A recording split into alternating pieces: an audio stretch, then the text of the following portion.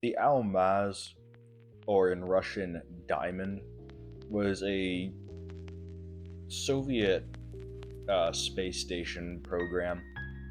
So the Almaz was notable for being outfitted with a 23 millimeter Richter cannon, an autocannon. Um, this was before people really figured out that shooting down satellites with like a gun was like way more difficult like than hitting it with a missile. As we'll get to with lasers, for that matter. So yeah, but the Almaz is the only known armed crewed military spacecraft ever flown. They didn't think this was a very good idea at the end of the day because firing off a 23 millimeter autocannon on fully automatic in a space station caused excessive, ridiculous vibrations um, and noise too. It was really loud in such a small spacecraft. They had to find like other solutions. This is the Beriev A60. They call it a airborne laser laboratory.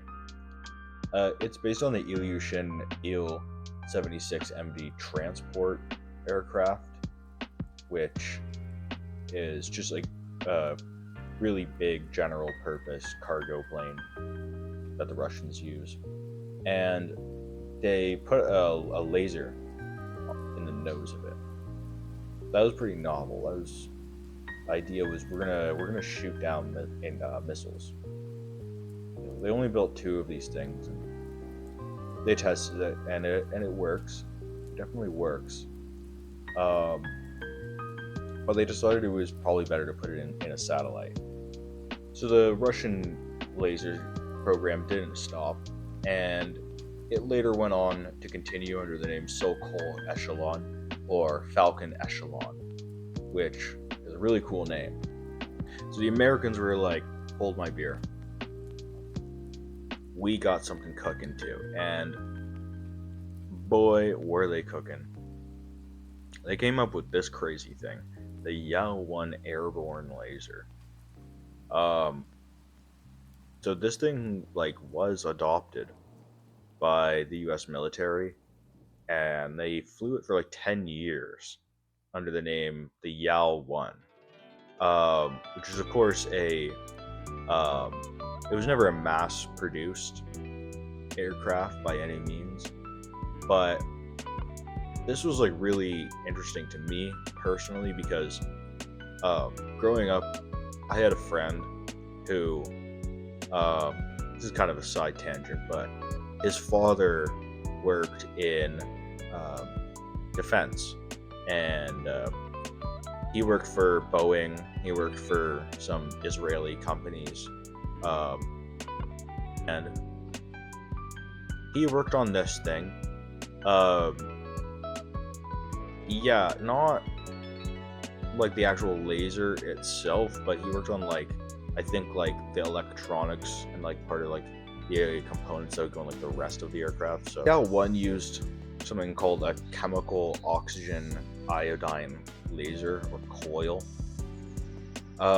It can't be seen with the naked eye, but it basically like uses a bunch of like chlorine and iodine and like hydrogen and potassium hydroxide, a bunch of bad stuff that you don't want near you at all, and they shoot a laser through that,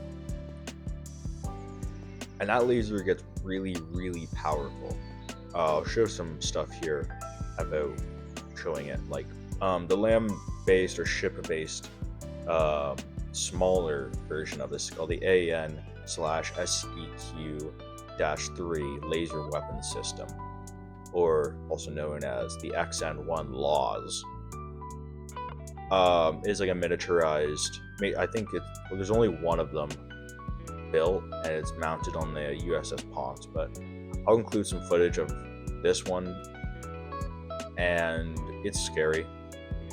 If this thing is that small, just imagine what they could put on like something like really big. But they say they only have one of these things, and they've used them to shoot down drones and stuff, and UAVs in the Persian Gulf and the Strait of Hormuz,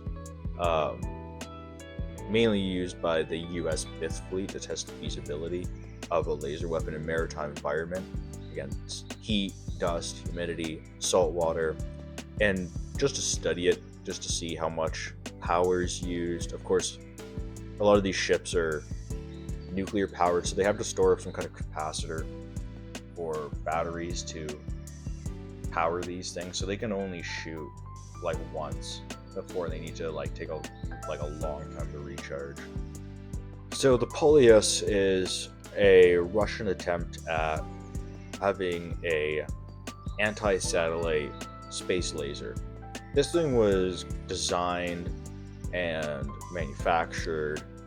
There's sort of some real hope in this, but it blew up on launch. It looks really cool though. They didn't really think it was feasible to continue on with this because, as you see with the anti-satellite stuff, just using missiles was a lot more effective than using lasers. Like, lasers take so much energy when you just shoot a missile at something. So in the modern day, orbital lasers and space lasers have a special place in the collective psyche, mainly over allegations that certain countries or people groups are using orbital lasers for less than good purposes. So you might remember Marjorie Taylor Greene a few years ago. She's been saying this for a while, that there's space lasers causing wildfires. Her whole post about this is the most boomer thing I've seen in a long time. It's no punctuation, almost completely unreadable, but I did read it for you. And she doesn't mention Jews at all. What really stood out to me was this Solarian Corp here at the bottom of this very hard to read post. This is Solarian. So they put out a statement where they said that Marjorie Taylor Greene is crazy, that they don't have any satellites in orbit, they haven't launched any satellites, which you can't see, which contradicts what she was saying about witnesses seeing lasers setting the fires. Solarian is a company that they want to basically put solar panels in space in a geosynchronous orbit, which, for those of you who don't know, that just means that the satellite to us appears stationary in the sky. It stays in one point in the sky, as opposed to most satellites, which orbit very close to the Earth, and that's why they travel across our sky very fast. Geosynchronous orbit, the satellite is essentially staring at the same point on Earth, always at the same time. So Solarian's idea is that they are going to use solar panels in space, and then they're going to beam this energy back to Earth in the form of radiation, infrared radiation. Take of that what you will. As you can see in like the Marjorie Taylor Greene Facebook posts, she doesn't like say Jews at all. So I was like wondering, like, where do these articles get this from? And most of the articles just say that the owners and founders of Solarian are Jewish and that they come from a Jewish family. So this is the founder, chairman, and president and CEO of Solarian, Gary Spiernak. And Gary's had a career, over 33 years of aerospace experience, blah, blah, blah, blah, blah. What really stood out to us, other than, working at Boeing,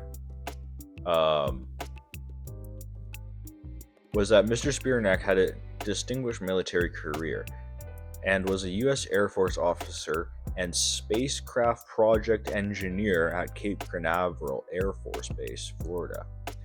He successfully led a large spacecraft launch processing team of government and contract personnel for a multi-billion-dollar DoD satellite that flew on the space shuttle. In addition, Mr. Spiernak supported DoD and NASA space shuttle launches, as well as U.S. Air Force Delta and Titan launch operations in both technical and management roles. So yeah, this guy is certified spook. Definitely deep state swamp creature.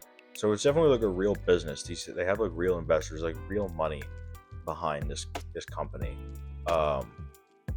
These guys aren't just like doing this for like, for fun. So that takes us to the Strategic Defense Initiative. This is like famously called Star Wars by the media. And that was mainly just to make it seem like silly and stupid and like, why are we doing this?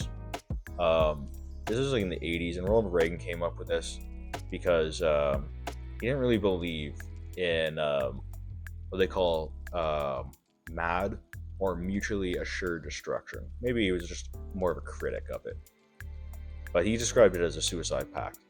And you could argue, that it does make it a little bit lopsided. Like one side could like win the nuclear exchange, I guess, then there's like less of a threat to launching, starting nuclear war. This program never really took off, mostly because it was lambasted at the time, and it stuck around for about 10 years, but it was eventually dissolved in 1993. And then interest from having the anti-ballistic missile system in general just kind of subsided with the fall of the Soviet Union. There weren't, like, post the Soviet collapse, there weren't really a lot of other nations that could really threaten the United States the way that the Soviet Union did. China, obviously, during the 90s was just doing business. They didn't have any beef with the US. The SDI program was involving lasers, hyper velocity railguns, missiles, particle beams, chemical lasers, X-ray lasers. I mean, they tried a lot of stuff. At the end of the day, they kind of all decided that that missiles would just be like the best way to intercept another missile. That takes us to the modern day, and you might have heard about this pretty recently. This was in the news.